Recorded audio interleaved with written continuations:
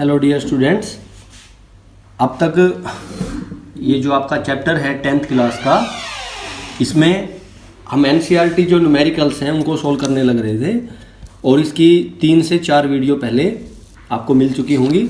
आज हम इस चैप्टर को फिनिश करते हैं, इसके जो एक्सरसाइज है इसको ख़त्म करते हैं। तो 14 क्वेश्चन तक आपके पास पहुंच चुके हैं। हम 15 क्वेश्चन से स्टार्ट करते हैं। 15 क्वेश्चन में देखेंगे स्टेटमेंट क्या दे रखी है आपको कि आपके पास 2 बल्ब हैं। एक बल्ब की जो पावर है वो 100 वाट है और दूसरे बल्ब की जो पावर है वो 60 वाट है। उन दोनों को पैरेलल में जोड़ रखा है, एक सर्किट में पैरेलल में जोड़ रखा है। मैंने इनको जोड़ दिया यहाँ पे।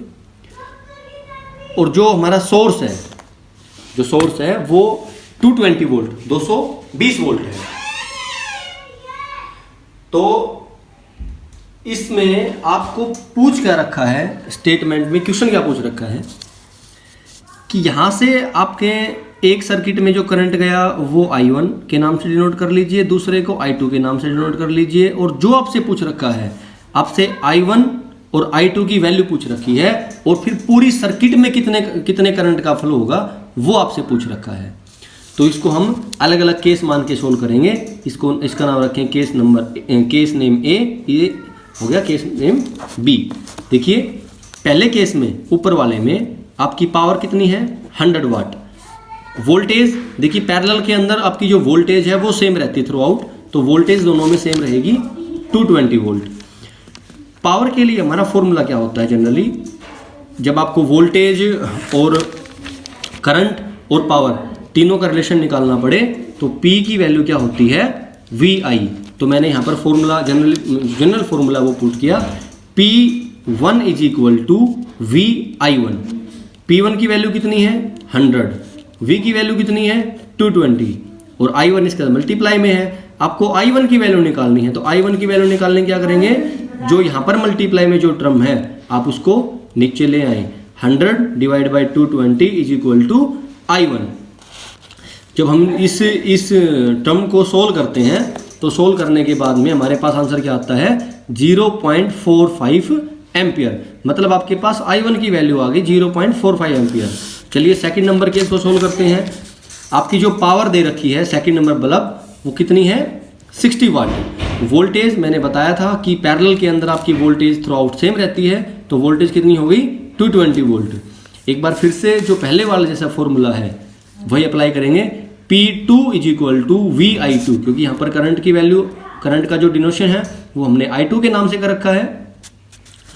तो P2 is equal to VI2। आप P2 को डिवाइड कर दें V से, आपको I2 की वैल्यू मिल जाती है 60 divide by 220 is equal to I2। अगर हम इसको सोल्व करेंगे तो हमारा आंसर क्या आएगा 0.27 एम्पियर। मतलब ये आपकी I2 की वैल्यू हो गई। 2 वैल्यू आप निकाल चुके हैं। पहली वाली वैल्यू आपकी है 0.45 एम्पियर और जो सेकंड वैल्यू आपकी है वो है 0.27 ampere.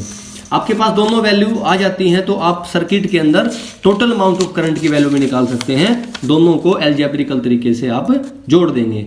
I is equal to I1 plus I2 is equal to 0.45 ampere plus 0.27 ampere is equal to 0.72 ampere.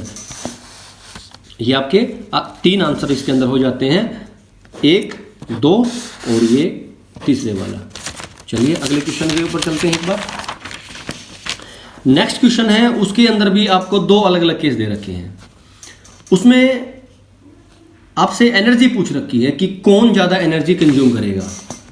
एक टीवी सेट है 250 वाट का जिसकी पावर 250 वाट है, उसको डेली ऑपरेट करते हैं 1 घंटे के लिए, means to say that 60 minutes और सेकंड 3600 सेकंड्स। एनर्जी का फॉर्मूला क्या होता है पावर मल्टीप्लाइड बाय टाइम। ये पहला केस है इसलिए मैंने इसमें पावर को P1 के नाम से डिनोट कर रखा है और टाइम को T1 के नाम से डिनोट कर रखा है। मल्टीप्लाई करते हैं 60 ये तो आपकी सेकंड हो गई पूरे घंटे में और ये आपकी पावर हो जाती है। आपका जो आंसर है वो लास्ट में निकल के क्या आता है सॉल्यूशन के बाद में 9 इंटू 10⁵ जूल।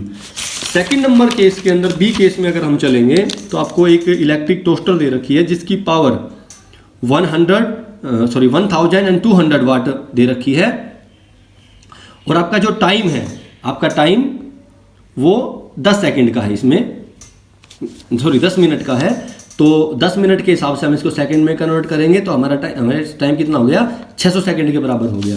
दोबारा से एनर्जी के लिए पहले वाला जैसा फॉर्मूला लगाया, power multiplied by time. Power is 1200 watt multiplied by 600 seconds and your answer is 7.2 multiplied by 10⁵ joule. दोनों केस आपके सामने हैं, एक वैल्यू आपके सामने ये है, एक वैल्यू आपके सामने ये है। आपको सिर्फ अब ये बताना है कि इन दोनों में से वैल्यू कौन सी बड़ी है। ऑब्वियस सी बात है, ये आपकी वैल्यू बड़ी होगी। तो आपका जो 250 वाट का टीवी है जो पर डे 1 आवर के लिए ऑपरेट किया जाता है, वो ज़्यादा एनर्जी कंज्यूम करेगा। चलिए नेक्स्ट क्वेश्चन पे चलते हैं। Seventh question. इस क्वेश्चन में आपको रेजिस्टेंस की वैल्यू दे रखी है 8 ओम, आपको करंट की वैल्यू दे रखी है 15 एम्पियर, और आपका टाइम है वो 2 आवर दे रखा है, और सिंपली हमें पूछ रखा है कि रेट ऑफ एनर्जी क्या होती है। देखिए जहां पर हमें कंफ्यूजन थोड़ा सा इसमें लग जाता कभी, वो ये कि हम रेट ऑफ एनर्जी को पहचान नहीं पाते कि ये किसकी वैल्यू है। रेट ऑफ एनर्जी का मतलब होता है पावर, मतलब आपको शक्ति निकालनी है। और पहली जो वीडियो अपलोड हुई है उसके अंदर मैंने आपको पावर का फॉर्मूला निकाल के दिखा रखा है। पावर के 3 फॉर्मूले होते हैं, I²R, दूसरा होता है V²/R, और तीसरा होता है VI। तो यहाँ पर हम कौन सा फॉर्मूला लगाएंगे जिसमें हमें I और R दोनों मिल जाए। तो ये वाला जो फॉर्मूला है इसको प्रेफर करते हैं, P = I²R। I is 15 ampere, so हम इसका स्क्वायर कर देंगे। R is 8 ohm, 8 ohm multiply कर दिया। 15 square is 225 multiplied by 8 is equal to 1800 watt. ये आपका आंसर हो जाएगा। अगर आप NCERT जो आपकी बुक है उसके आंसर्स में देखें तो इसका आंसर 120 वाट दे रखा है, जो कि गलत है। इसका जो आंसर है वो 1800 वाट होगा। कंफर्मेशन। नेक्स्ट क्वेश्चन पे चलते हैं। Last and final question of this chapter, numerical exercise का सबसे लास्ट क्वेश्चन है। मैंने इसके बारे में कुछ पॉइंट लिख रखे हैं, उन्हीं पॉइंट के हिसाब से आपको समझना पड़ेगा। 18th क्वेश्चन का जो पहला पार्ट है उसमें यह कह रखा है कि किसी भी बल्ब के अंदर टंगस्टन जो मेटल है उसका यूज क्यों करते हैं। तो टंगस्टन का यूज करने का एक सबसे बड़ा कारण है कि ये जब इसके टंगस्टन के अंदर से इलेक्ट्रिसिटी का फ्लो किया जाता है तो ये इंस्टेंट ग्लो होने लग जाता है, मतलब कि इसके अंदर से प्रकाश जो है वो निकलना शुरू कर देता है। और दूसरी इसकी जो खास बात है, जो कंपटीशन टेस्ट के अंदर भी कई बार पूछी जाती है, इसका जो मेल्टिंग पॉइंट है, गलनांक बिंदु है, वो 3380 डिग्री सेल्सियस है। और ये इतना ज़्यादा टेम्परेचर आप मान सकते हैं जिसको हम हाउस होल्ड सर्किट्स में कभी भी ऑब्टेन नहीं कर सकते। इवन कि आप इसको एक छोटे लेवल की लैब के अंदर भी इस टेम्परेचर को ऑब्टेन नहीं कर सकते। तो सीधी सी बात ये हो जाती है यहाँ पर कि जब भी फिलामेंट के अंदर से करंट का फ्लो होगा तो करंट के फ्लो होने के बाद में वो जल्दी से गर्म होके मेल्ट नहीं होगा। थर्ड वन इज जो हमारे दिमाग में रहता है हमेशा, cheap in price. Cheap in price, कम कीमत है इसकी।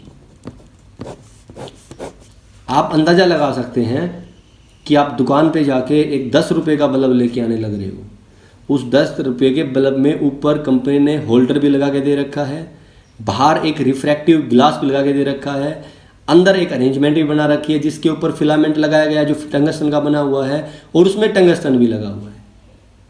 इतनी ज़्यादा अरेंजमेंट आपको 10 से 15 रुपये के बीच में अवेलेबल हो रही है। इसका मतलब आप ये कह सकते हैं कि आपका जो टंगस्टन है वो तो एटलीस्ट प्राइस उसका कम ही होगा। और हमें जब कोई चीज़ ऐसी मिल जाती है जिससे हमारा काम भी होने लग रहा है और उसका प्राइस भी कम है, तो ऑब्वियसली बात है कि उसको प्रैक्टिकली यूज हम करेंगे ही करेंगे। इसके बी पार्ट के ऊपर चलते हैं। जितने भी हीटिंग डिवाइस हैं, जैसे कि इलेक्ट्रिक आयरन आप मान सकते हैं, इलेक्ट्रिक हीटर आप मान सकते हैं, या कोई और भी ऐसा heating effect of electric current जो शो कर सकता हो ऐसा डिवाइस, इसमें ये कह रखा है कि उनके अंदर एलॉय का यूज होता है। मतलब प्योर मेटल का यूज ना करके एलॉय यूज करते हैं। एक मेटल में दूसरी मेटल को मिला के, उसमें तीसरी मेटल को मिला के मिक्सर बना के फिर एक नया एलॉय हमें मिलता है, एक नया मेटल मिलता है जिसको एलॉय बोल सकते हैं। उसका यूज हम क्यों करते हैं? उसके यूज करने का कारण ये है टू इंक्रीज रेजिस्टिविटी, ताकि हम उसकी रेजिस्टिविटी को बढ़ा सकें। जैसे मान के चलें हमने किसी भी हीटिंग डिवाइस के अंदर कॉपर वायर का यूज कर लिया। अब कॉपर वायर की जो रेजिस्टिविटी वो बहुत कम होती है। अगर रेजिस्टिविटी कम होगी मतलब उसका रेजिस्टेंस कम है, और हीटिंग इफेक्ट का फॉर्मूला क्या होता है हमारा हीट एनर्जी का, I²RT। करंट तो उसके अंदर से फ्लो करवा देंगे, टाइम है, टाइम भी लंबा वो हम करवा सकते हैं, लेकिन अगर उसका रेजिस्टेंस कम होगा तो क्या उसके अंदर से हीट एनर्जी एमिट हो पाएगी? नहीं निकल सकती उसके अंदर से हीट एनर्जी। इसी वजह से जो प्योर मेटल हैं उनका हीटिंग डिवाइस में यूज ना करके एलॉय का यूज करते हैं। और एलॉय का यूज करने का फायदा हमें मिलेगा कि उससे हम रेजिस्टिविटी बढ़ा देते हैं, और रेजिस्टिविटी अगर बढ़ जाती है तो वो चीज़ें जल्दी गर्म हो जाती हैं। इसके सी पार्ट पे चलते हैं। सी पार्ट में क्या रखा है कि जो भी हमारी सीरीज अरेंजमेंट होती है, सीरीज देखो दो तरह की कॉम्बिनेशन मैंने आपको बताई थी, series combination and parallel combination. तो इसमें क्वेश्चन ये पूछ रखा है कि हम हाउस होल्ड सर्किट में सीरीज कॉम्बिनेशन का यूज क्यों नहीं करते, सीरीज अरेंजमेंट का यूज क्यों नहीं करते। सीरीज अरेंजमेंट में एक कमी होती है कि सीरीज अरेंजमेंट में हर इलेक्ट्रिक अप्लायंस के ऊपर थोड़ा सा पोटेंशियल ड्रॉप हो जाता है। कहने का मतलब ये हुआ कि मान के चलिए आपने इसमें कुछ बल्ब जोड़ रखे हैं सीरीज में अरेंजमेंट में। अगर आपके पहले बल्ब के पास वोल्टेज 220 वोल्ट पहुंचती है, और मान के चले आप इसको जोड़ते जोड़ते आपने इसमें 100 बल्ब्स हैं उनको जोड़ दिया सीरीज कॉम्बिनेशन में, तो आपका जो 100th बल्ब होगा उसके पास वोल्टेज कभी भी 220 वोल्ट नहीं पहुंच सकती है। इसी वजह से जो हमारी हाउस होल्ड सर्किट हैं उनको पैरेलल कॉम्बिनेशन में रखा जाता है, ताकि जो वोल्टेज हमारी टीवी के पास पहुंची है वही वोल्टेज हमारी वॉशिंग मशीन के पास ही पहुंचे, वही हमारी फ्रिज के पास ही पहुंचे, वही हमारी टीवी के पास ही पहुंचे, या कोई और हमने इलेक्ट्रिक अप्लायंस अगर लगा रखा है तो उसके पास भी वोल्टेज उतनी ही पहुंच जाए। इसलिए पैरेलल कॉम्बिनेशन को प्रेफर किया जाता है as comparison to series combination.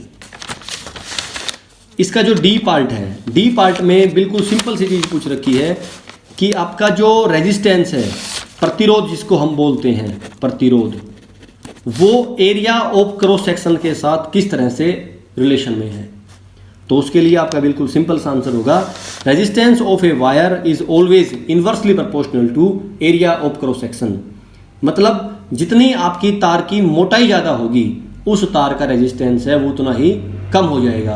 और मोटाई बढ़ाने का मतलब क्या होता है, सिंपली आपको बता के चलूँ, मोटाई बढ़ाने का मतलब और कुछ नहीं है, सिर्फ चार्ज पार्टिकल्स के जो नंबर हैं उनको बढ़ाने के पीछे सारा का सारा काम है। तो आप इसको आराम से लिख सकते हैं, resistance of a wire is inversely proportional to area of cross section of the wire. किसी भी तार का प्रतिरोध उस तार के अनुप्रस्थ काट के क्षेत्रफल के साथ व्युत्क्रमानुपाती होता है। अगर हम तार के अनुप्रस्थ काट का क्षेत्रफल बढ़ा दें तो उस तार का प्रतिरोध है वो कम हो जाता है। और इस क्वेश्चन का सबसे last and final part, E part, उसमें कह रखा है कि aluminium and copper wire are used for transmission of electricity. Aluminium और जो कॉपर की वायर है उसको इलेक्ट्रिसिटी के ट्रांसमिशन के लिए, मतलब इलेक्ट्रिसिटी आगे ले जाने के लिए उसका यूज करते हैं। और ये पूछ रखा है कि क्यों करते हैं। आंसर आपके सामने लिखा हुआ है, लेस लॉस ऑफ एनर्जी। अगर हम एल्यूमिनियम और कॉपर, इन दोनों के अंदर से इलेक्ट्रिसिटी का फ्लो करवाते हैं, तो हमें हीटिंग इफेक्ट बहुत कम देखने को मिलेगा। मतलब जो हमारी एनर्जी है उस एनर्जी का लॉस बहुत कम होगा और इलेक्ट्रिसिटी बहुत ज़्यादा डिस्टेंस तक, दूर तक आराम से जा सकती है, उसका ट्रांसमिशन आराम से हो सकता है। ये था आपका chapter named as the electricity. इसकी थ्योरी के भी 2 से 3 वीडियो बनी हुई हैं और इसके एक्सरसाइज के जो न्यूमेरिकल्स हैं, जो अनसोल्ड आपके एनसीईआरटी दे रखे हैं, उन सभी को हमने सोल्व करने की कोशिश की है। आई होप कि आपने पहले वाली वीडियो तो अच्छी तरह देखी ही होगी और ये वाली वीडियो है इसको भी आप अच्छी तरह से देखेंगे और समझने की कोशिश करेंगे। Thank you.